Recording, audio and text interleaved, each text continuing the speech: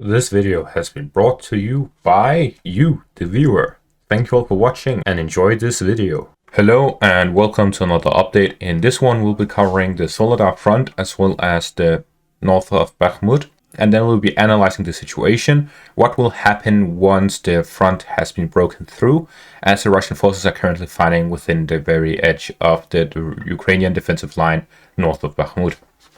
Starting out with the update. So the most recent report by Ryber, and I'm going to start taking their reports with a grain of salt because this is too much retraction compared to the usual. So I'll start taking it with a grain of salt whenever I do a Ryber update. But with this one, they now claim that Krasnohora isn't completely under control, but that they have attacked from the western side and the eastern side, so it's essentially encircled, as Ukrainian forces have no way of retreating. Therefore, they claim that it has been encircled and that they are entering the city and storming the city. Thereby, it was under control, but it's not under control. They're still fighting there. Other than that, the fighting is continuing around Peraskovivka, as well as Blahodatne, and fighting at Blahodatne then turns out to be on the eastern side of the river. So again, I'm going to start taking it with a grain of salt. As for the Soledar front itself, it seems that there is also still fighting within the area, as they have completely encircled the Ukrainian forces within the city center. However, they haven't cleared it out yet. They claim that about 100 soldiers have surrendered and given up. However, they claimed that there were originally over 500 soldiers, so only 1/5 of the soldiers have surrendered, while the rest are still fighting some kind of guerrilla war with the Russian forces within the city. And then they continue fighting to the west and north of Soledar, as in the northern area they haven't reached the village of Silj. However, they are attacking in the direction of it. And in the southwestern area of Soledar, they have now captured the residential area to the west of Soledar. This is coupled with drone footage. As we can see here, there are some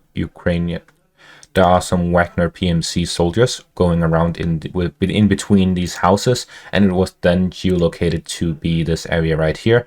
So the residential areas to the east, to the west of Soledar has been taken by the Wagner PMC as they are moving through this area.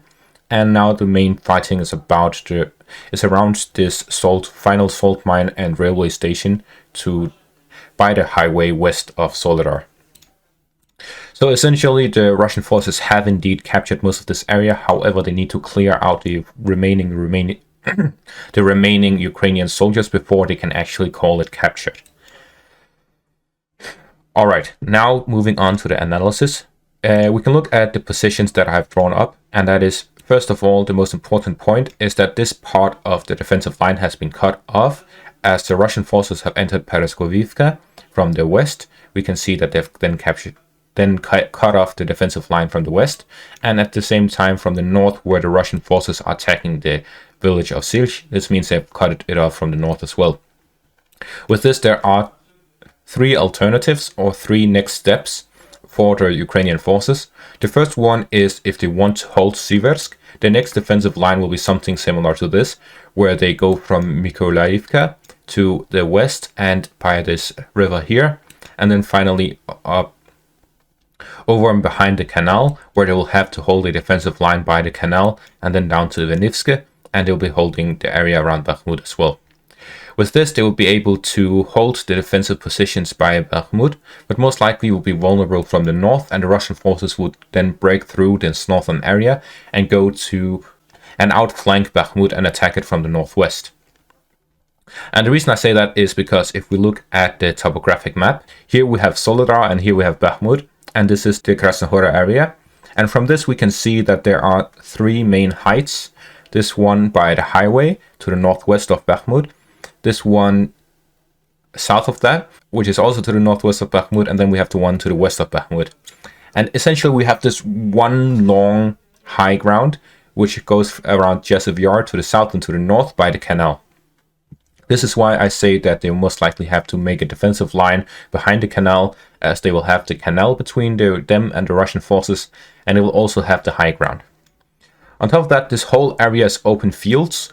Although there are valleys to the north and to the south, it is all open fields. So it's easy to traverse through, and it's also easy pickings for artillery.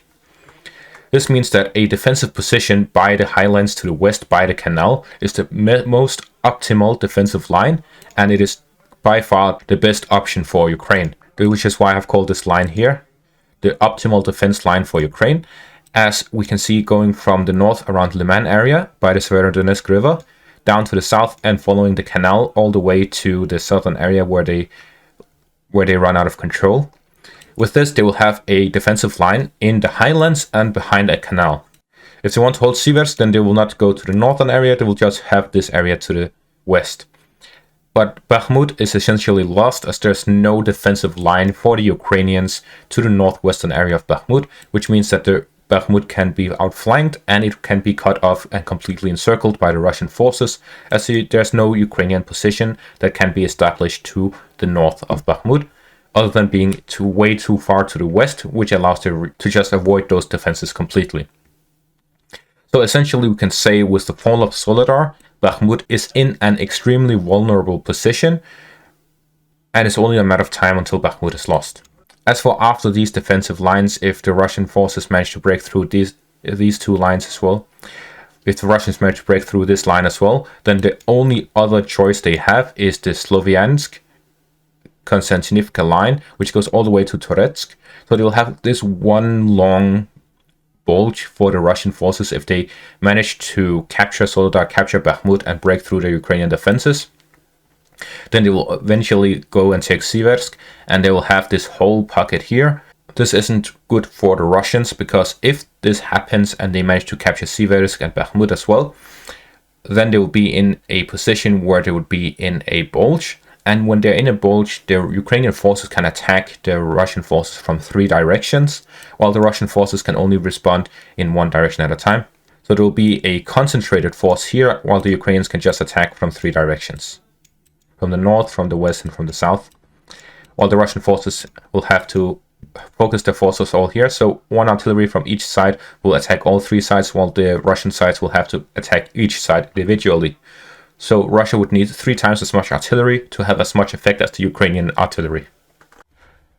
Which means that any Russian attempt to take control over this whole southern area between Siversk, Soledar, and Bakhmut would be coupled with a Russian offensive in the northern area in the Luhansk front, where they will try to capture the Toretsk and Liman areas, which will allow them to attack the Ukrainians and reach the Oskil River, and with that they will have the northern flank secured, and then they will be able to focus on the Sloviansk-Toretsk line, as the Russian forces will be able to match the Ukrainian positions and be able to fight properly against them.